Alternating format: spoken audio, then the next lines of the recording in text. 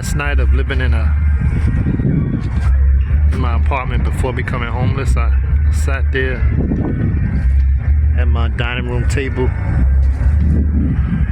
and I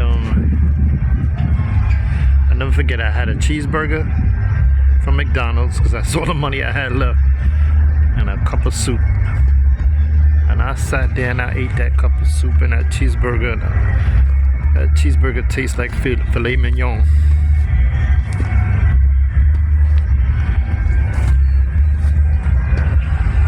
I took my time eating it while I watched some public TV. I think I was watching PBS because my cable was off. I went to bed early that night, took a nice hot shower. I think I took a shower and then I took a bath. Who knows when I'm gonna be able to do this again. And went to bed early, like around 10 p.m. And I sat in the bed and I laid in bed for hours. I couldn't fall asleep because I was so nervous about the next day, what my life had in front of me, the unknown. I had never been homeless before. I never even imagined something like that would happen to me. And I sat there, laying in my bed, cursing at myself, mad at myself because my whole predicament was my fault.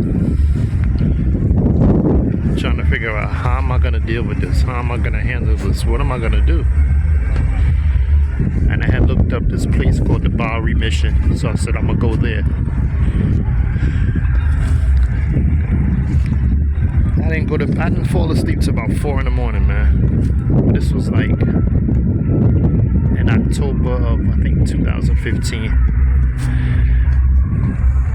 Woke up around 11, 12 noon. I already had my bags packed. I had a duffel bag, big duffel bag, and a book bag.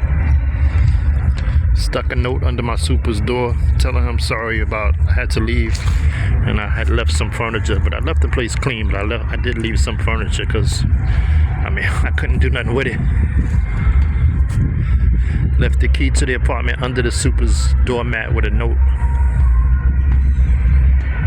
And I started walking to 149th and 3rd Avenue from where I lived. And usually you could take a bus to 149th, but I didn't have money for the bus, and at that time it was harder to hop on the bus.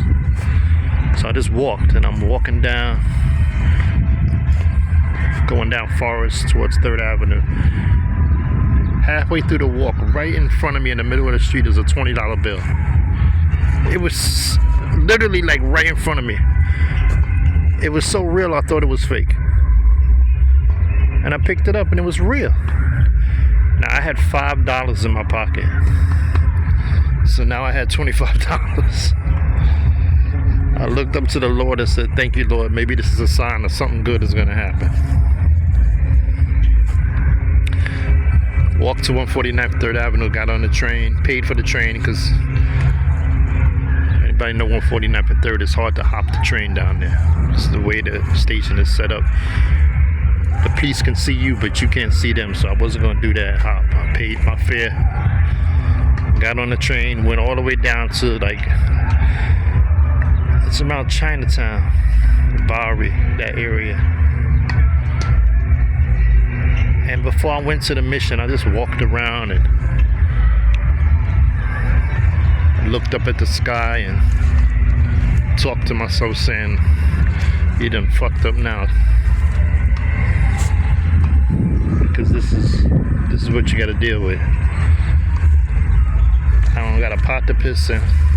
I got a knapsack, a duffel bag, and I'm going to this church to see if they'll feed me for maybe the next month until I can figure out what I'm gonna do. And I found the Bowery Mission, and before I walked in, I stood across the street just to kind of get the lay of the land and see what it was. And you could see a bunch of homeless people hanging out, loitering in front of the church. You could see some of them were drug addicts nodding out. And I was like, oh my God, what is this place? But I walked in, they greeted me, they asked me to sign in, I had to sign a sign-in sheet, and signed in.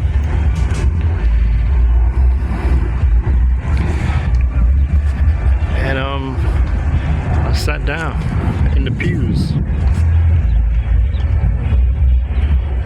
And it was pretty crowded. A lot of people in there.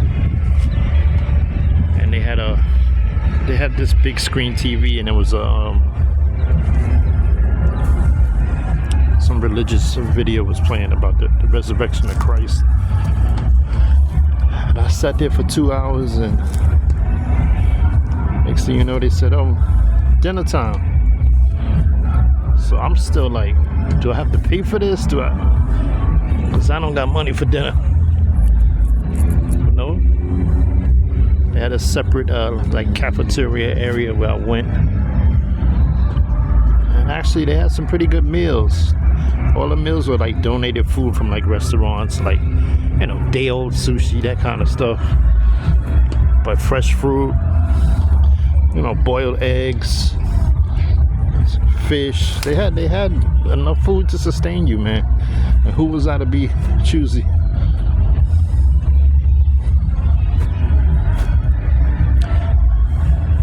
But the real interesting thing was that night, I left after eating, and they said everybody got to come back by 10 o'clock if you want to bed. So I went out, just walked around just to clear my head.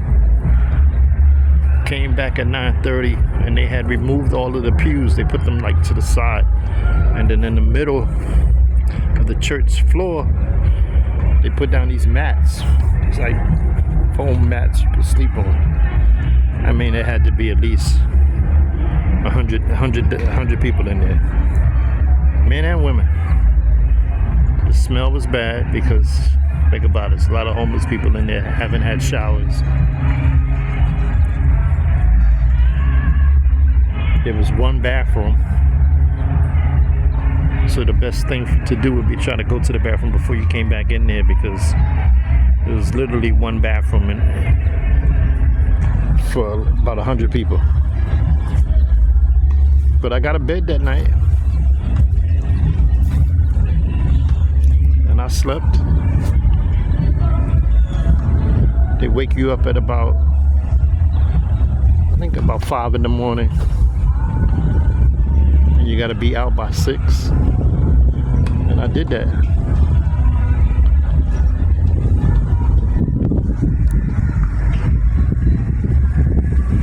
And I just woke up relieved that I had a warm place to sleep and I was still alive.